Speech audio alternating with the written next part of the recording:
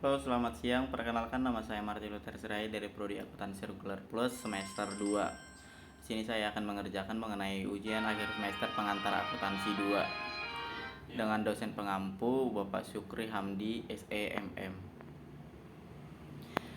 Pembahasannya atau materinya adalah mengenai laporan arus kas. Pengertian laporan arus kas atau cash flow. Ikatan Akuntansi Indonesia menyatakan bahwa laporan arus kas adalah laporan yang memberikan laporan informasi historis mengenai perubahan kas dan serta kas dari satu perusahaan yang mengklarifikasikan arus kas berdasarkan aktivitas operasi, investasi maupun pendanaan atau financing selama satu periode. Menurut Arfan Ikhan, mendefinisikan laporan arus kas adalah sebagai berikut.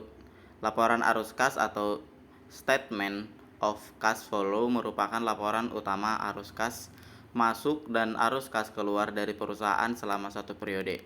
Laporan arus kas atas cash flow adalah laporan keuangan yang berisi tentang informasi penerimaan dan pengeluaran kas dan sebuah perusahaan pada periode waktu tertentu. Karenanya, laporan keuangan arus kas dapat digunakan untuk melacak pemasukan dan pengeluaran dari seluruh kegiatan perusahaan dalam satu periode. Tujuan dan manfaat laporan arus kas. Tujuan laporan arus kas yang pertama untuk memprediksi arus kas masa depan.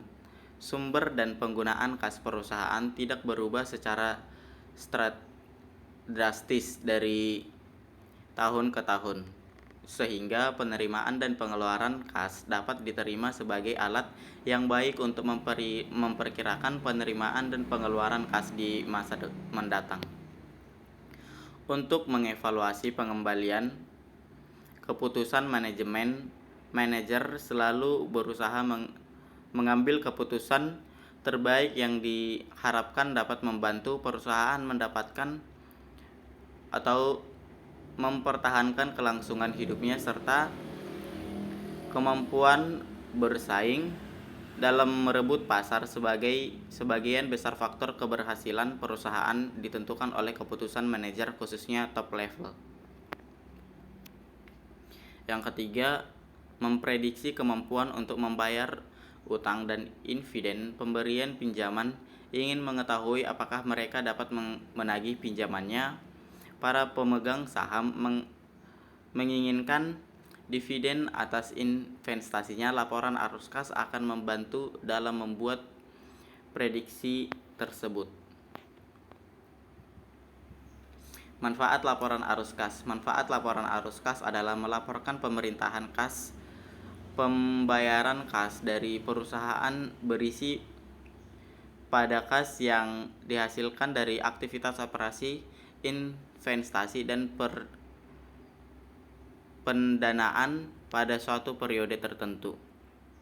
Kemampuan entitas untuk menghasilkan arus kas di masa depan, yaitu tujuannya dari pelaporan keuangan adalah memberikan informasi yang akan memungkinkan untuk memprediksi jumlah, waktu, dan ketidakpastian arus kas di masa depan dengan memprediksi hubungan antara pos-pos seperti penjualan dan arus kas berisi dari kegiatan operasi, arus kas berisi dari kegiatan operasi, kenaikan atau penurunan kas. Maka dimungkinkan untuk membuat prediksi yang lebih baik atas jumlah, waktu, dan ketidakpastian arus kas di masa depan dibandingkan dengan jika menggunakan data saat aktual.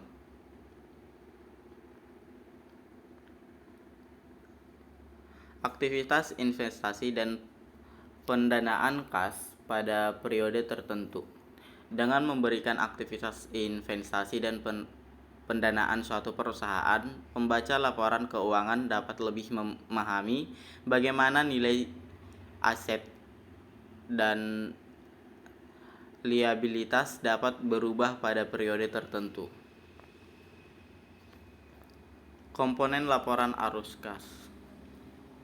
Aktivitas operasi atau operating activity meliputi perubahan kas yang berpengaruh transaksi yang menghasilkan pendapatan dan beban transaksi, demikian termasuk dalam kategori laba neto.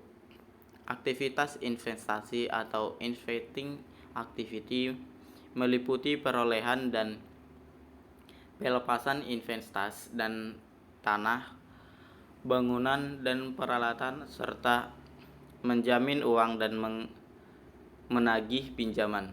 Yang ketiga, aktivitas pendanaan atau financing activity meliputi perolehan kas dari pinjaman dan pembayaran utang dan perolehan kas dari para pemegang saham, pembelian kembali saham, dan pembayaran dividen. Aktivitas pendanaan atau perubahan pada liabilitas tidak lancar dari ekuitas, arus kas masuk, penjualan saham biasa, penerimaan utang jangka panjang atau obligasi dan surat utang, arus kas keluar, dividen kepada pemegang saham, pelunasan utang jangka panjang atau pembelian kembali saham biasa atau saham treasury.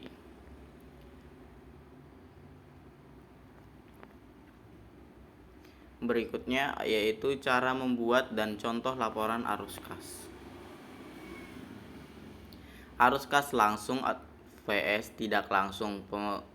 Perbedaan utamanya yaitu salah satu perbedaan utama metode langsung vs metode tidak langsung adalah jenis transaksi yang digunakan untuk menghasilkan laporan arus kas. Metode tidak langsung menggunakan laba berisi sebagai basis dan mengubah pendapatan menjadi arus kas melalui penggunaan penyesuaian. Metode langsung hanya memperhitungkan transaksi tunai dan menghasilkan arus kas dari operasi.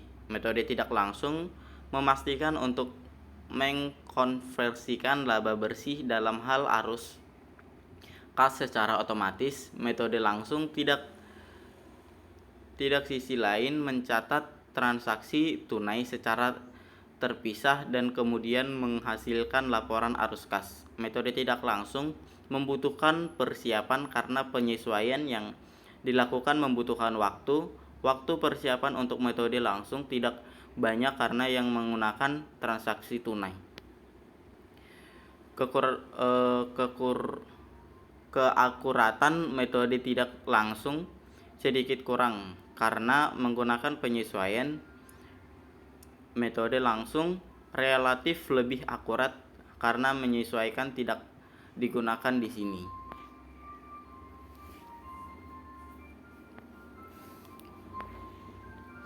Contoh membuat laporan arus kas metode langsung dan laporan arus kas aktivitas operasi. Contohnya yaitu laporan arus kas dari aktivitas operasi. Kas diterima dari customer sejumlah 10.500.000 dikurangi pembayaran beban dan pembayaran kepada kreditur sejumlah 7.500.000 dan arus kas berisi dari aktivitas operasi sejumlah 3 juta. Berdasarkan data di atas, diketahui bahwa arus kas berisi PT Dwidaya yang bersumber dari aktivitas operasinya adalah sebesar 3 juta. Laporan arus kas aktivitas investasi dari PT Inkulit Keuangan. Laporan arus kas untuk periode yang berakhir pada 29 Februari 2020. Laporan arus kas dari aktivitas investasinya yaitu pembayaran kas untuk pembelian gedung sejumlah 25.500. Data di atas menunjukkan bahwa PT Dwidaya melakukan sejumlah pengeluaran untuk keperluan pembelian gedung di bulan Februari 2020 sebesar 25 juta. Laporan arus kas aktivitas pendanaan PT Inklusi Keuangan laporan arus kas. Untuk periode yang berakhir pada 29 Februari 2020, laporan arus kas dari aktivitas pendanaan kas diterima dari pemilik investasi sebesar 24 juta dikurangi pendanaan kas oleh pemilik sebesar 2.500.000, perusahaan kas berisi dari aktivitas pendanaan sebesar 21.500.000. Data pada tabel perkiraan bahwa PT Dwidaya mendapatkan investasi sebesar 24 juta lalu dilakukan penarikan sebesar 2.500.000. Dengan demikian PT Dwidaya melaporkan arus kas bersih dari aktivitas pendanaannya di bulan Februari 2020 adalah sebesar 21.500.000. Contoh membuat laporan arus kas metode tidak langsung, yaitu menyajikan data laporan lebih rugi atau laba rugi tahun 2015.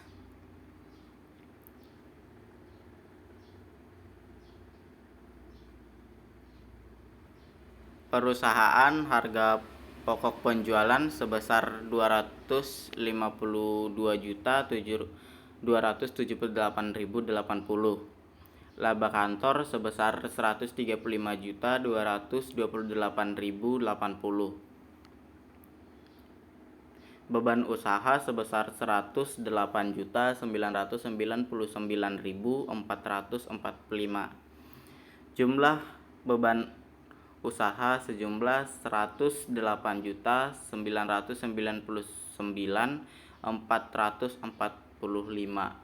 Laba usaha sebesar 244.227.525. Biaya dan pendapatan lain-lain sebesar 245.810. Laba bersih sebelum pajak sebesar 244.473. Jika diperhatikan dari laporan laba rugi sebelum pajak di samping, diketahui bahwa perusahaan mengalami kerugian sebesar 244.473.335.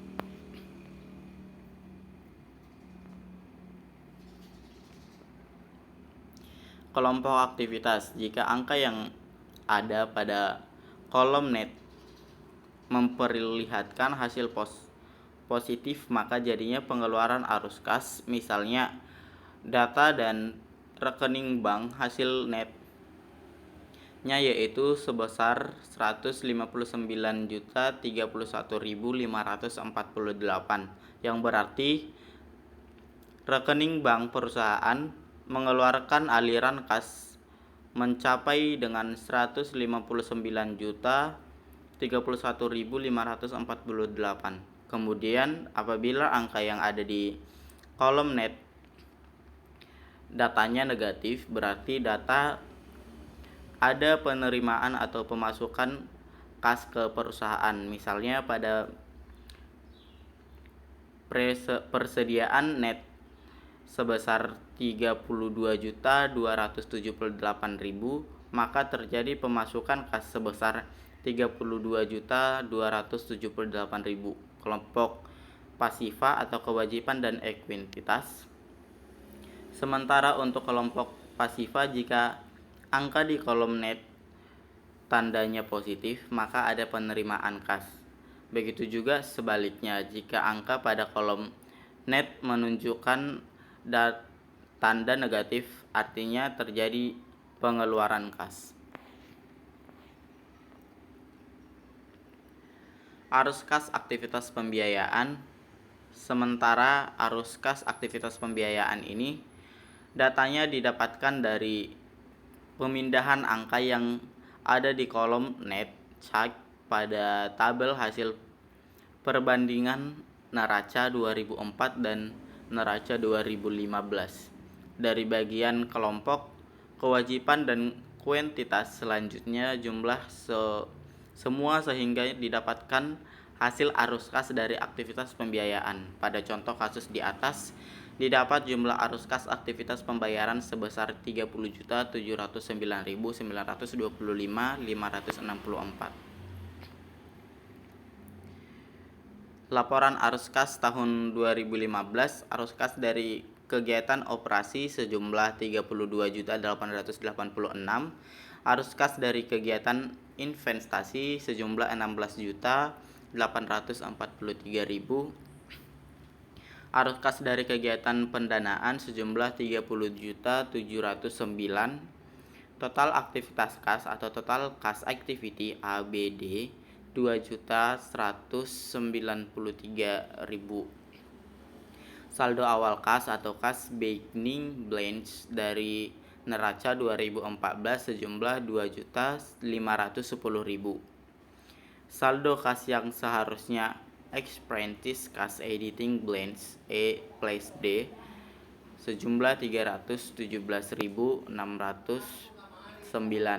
Saldo akhir kenyataan atau aktual kas editing balance neraca 2015 sejumlah 317.609. Selisih variance F sampai dengan G sejumlah 0.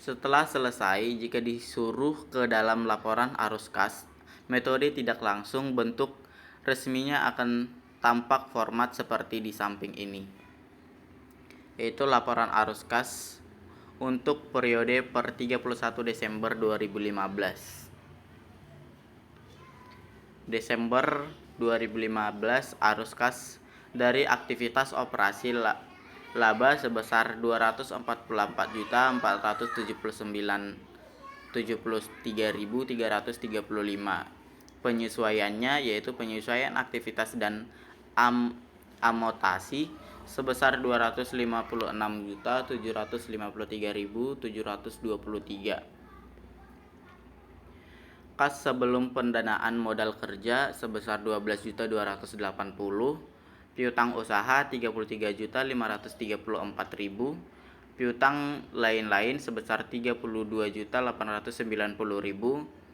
pajak dibayar di kemudian sebesar 39.615.000, hutang usaha sebesar 15.568.000, hutang biaya YMH atau dibayar sebesar 844.325.125, hutang pajak sebesar 3.398.000, hutang lain-lain sebesar 2.343.000, kas dari aktivitas operasi sebesar 32.886.000, arus kas dari aktivitas investasi sebesar aktivitas tetap sebesar 16.843.930, kas dari aktivitas investasi sebesar 16.843.930, arus kas dari aktivitas pendanaan laba tanah atau laba tahan sebesar